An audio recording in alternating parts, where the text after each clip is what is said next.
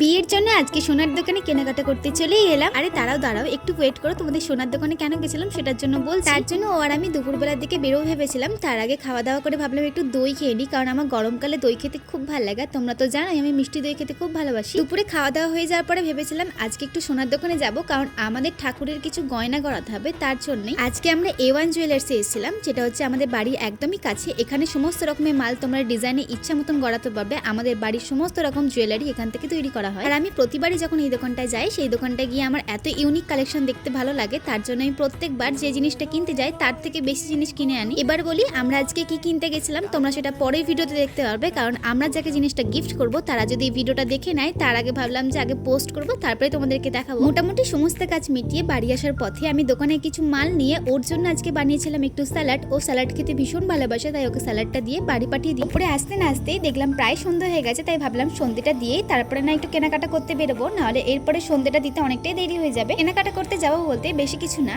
আজকে আমরা যাচ্ছি এখানে একটা সামনের দোকানে, কারণ আমাদের এখানে না মোটামুটি সবকিছুই পাওয়া যায়। সেই জন্য আজকে দেখলাম এখান থেকে ইনশিওরটা নেবো, কিন্তু আমরা না এর থেকে বড় সাইজটা খুঁজছিলাম কিন্তু পাইনি। তাই অর্ডারটা দিয়ে এলাম যে এর থেকে বড় সাইজটা দিতে, কেননা আমাদের এই মালটা লাগবে। দুদিন বাদে এক জায়গায় যাবো, তাই আমাদের মালটা লাগবে, সেই জন্য কিনতে গেছিলাম। দেন ড্রেস চেঞ্জ করে যখন নিচে যাবো ভাবলাম, তখনই দেখলাম বাবা এই জামুলগুলো নিয়ে এসেছে। আর জানো তো আমার জামুল খেতে খুব ভালো লাগে, আর জামুল আগে আমি ছোটবেলায় অনেক খেতাম। আমি 1 থেকে ক্লাস 8 পর্যন্ত যার কাছে পড়েছি তাদের বাড়িতে একটা জামুল গাছ ছিল। আমরা জামুলের সিজনে আমরা ওখান থেকে প্রায় সময় জামুল পেড়ে খেতাম। ওই জামুলের টেস্ট একদমই আলাদা। আমি খেতে থাকি আর তোমরা আমার ভিডিও দেখতে থাকো।